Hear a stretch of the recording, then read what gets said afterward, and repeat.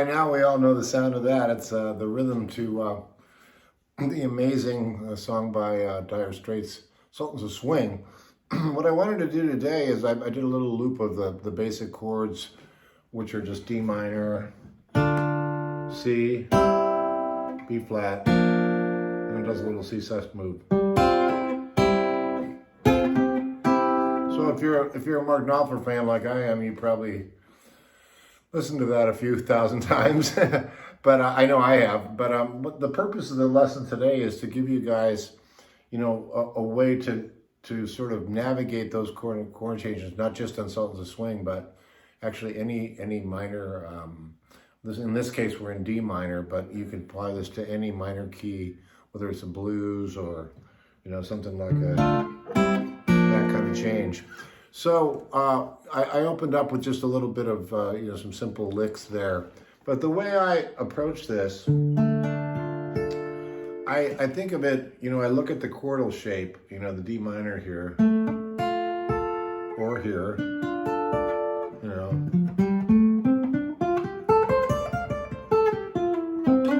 which is your basic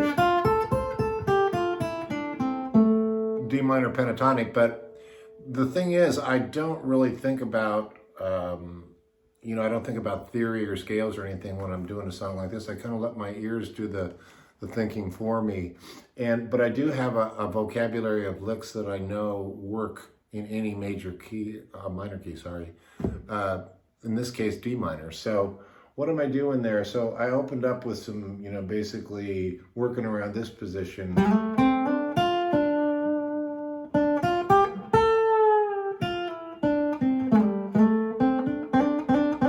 So yeah, I definitely am envisioning the D minor chord. I'm spelling out the chord because I know any of those notes are going to work.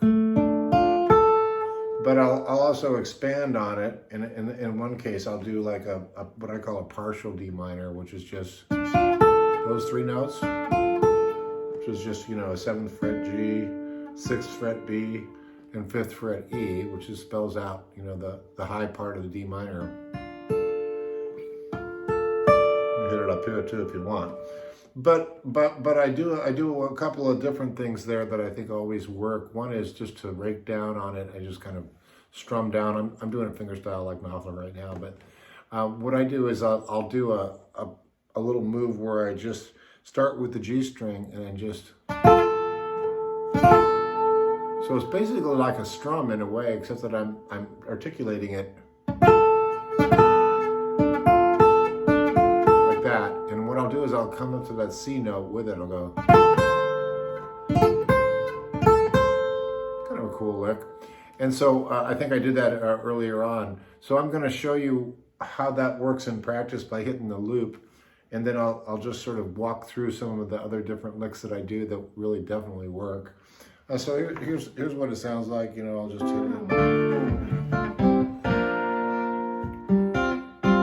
There's the rhythm, and then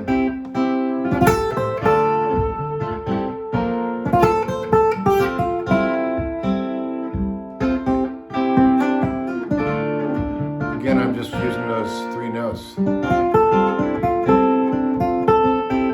I'm going up to that C note. Spelling out the D minor chord. Now if you want to stretch out,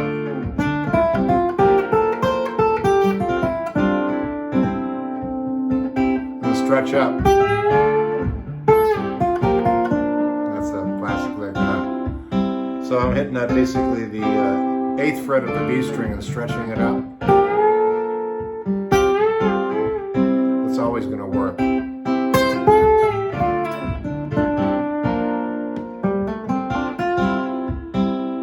So that's one way to approach it. Let's stop that.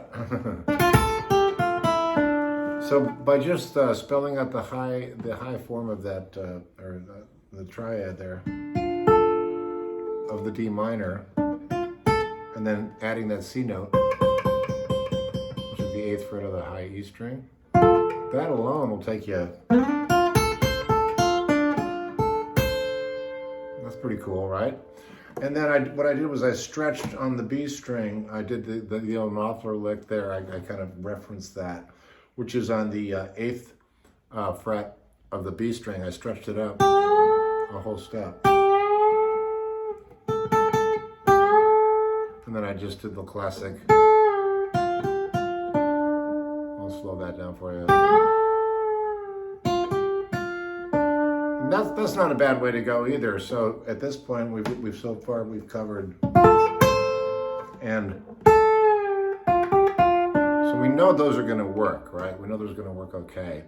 Now, what I'll also do quite often is I'll access my lower strings, and I'll do kind of a Clapton Layla, you know. You've heard that whole Layla thing. But what I'm doing is I'm striking an open A string, and then a 3rd fret on the A string, and then open D, and 3rd fret on the D. So in slow motion it would be. What's cool about that, what I like about it, is if you got somebody playing a rhythm or you're playing over a loop, like I've been doing here, you can let that ring out, you know. And then while that D string is ringing out, which is always a nice sound, especially over changes.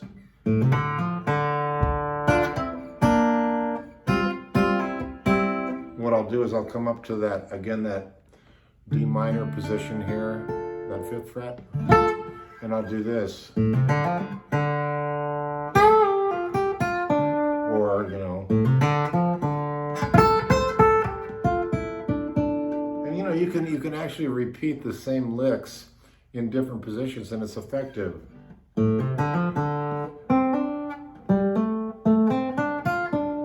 Sometimes reiterating a theme is cool. And so basically what you're doing is you're just playing around with that D minor pentatonic.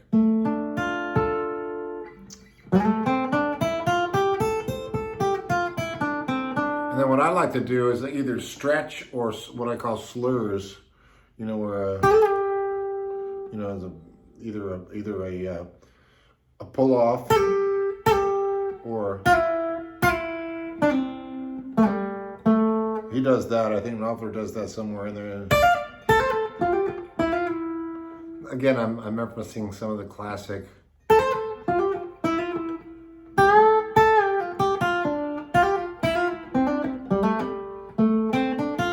So the point of this, though, is that we've all heard, you know, the Dire Straits version of this, and it was a game changer, of course. You know, it was like him playing a strap with a clean tone and fingerstyle. I know for me anyway, it got me putting the pick down actually, and just playing my electric, my Strat or whatever with more of a claw hammer style. If you're a fan of that, I am. But if you're not, you can just do it with I'll just simulate a pick right now with my finger. You can do that too. I like the sound of fingers, you know, sometimes if you get a little skin in there. It's a great sound. Now I know we've discussed this before with, you know, to have nails or not have nails, to have just straight skin like Derek Trucks does, or to do, you know, more of what Knopfler does. I kind of go the Clapton route with that. So hopefully, which is a little bit of nail and a fair amount of skin. I like the tone of that. But you can also alternate between, you know, an articulate. Sometimes you need a little nail. So what I've shown you really, just to recap, is we started out with just some basic off of the D minor chord licks. You know, and the idea here is to make it your own, right? To show you how to doodle around with this thing and have fun. So what I'm going to do is, So what we did was we went down into this position, and we did a little rake. I call that a splatterly do. That's what we used to call it. But it works. It's effective. So, but just by playing those notes. If you flatten the notes, it's a little exotic. And then bending them, of course, is always effective. And if you want to do a double stop, here's one for you.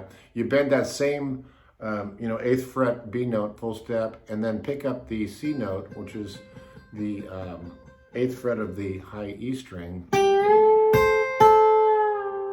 that's a cool little lick too. And I mean, I've got thousands of them, but so I'm stretching a whole step up on the B string like I did before, but I'm picking up that 8th fret on the high E string with my pinky.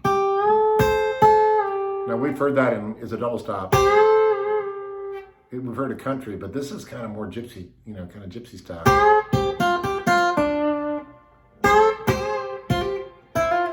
Pretty effective.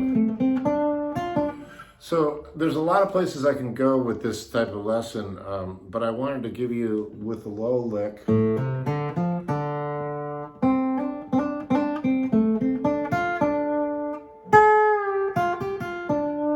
then with a little, that's just running off of the, off of the high E and coming up to this 13th fret.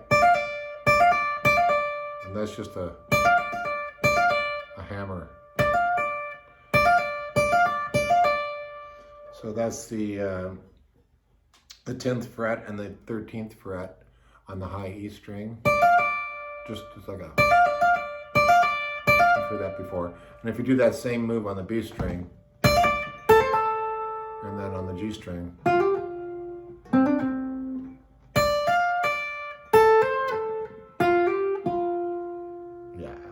that's 10 and 12. 10 and 12 on the D string. Any version of that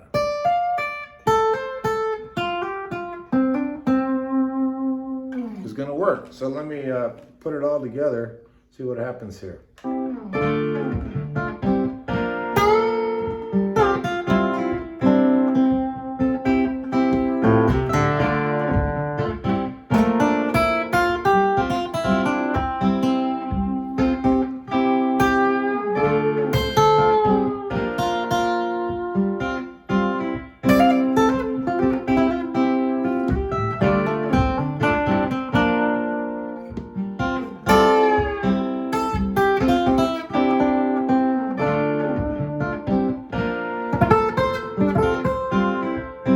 Do. And you can go slow too and it's going to work. It's effective to just do a slow lick. And let it ring out. Don't be afraid to let the note ring out. I think that's really effective. Or even an open D, the whole. Just let that ring out.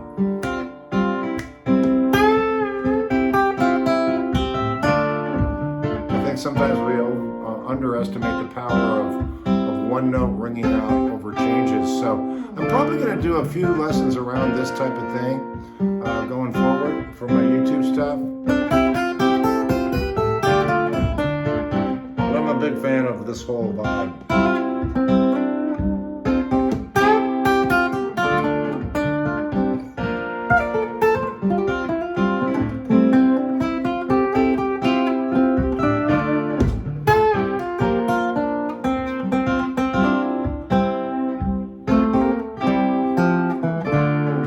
I hope you enjoyed that, and we'll catch you down the road.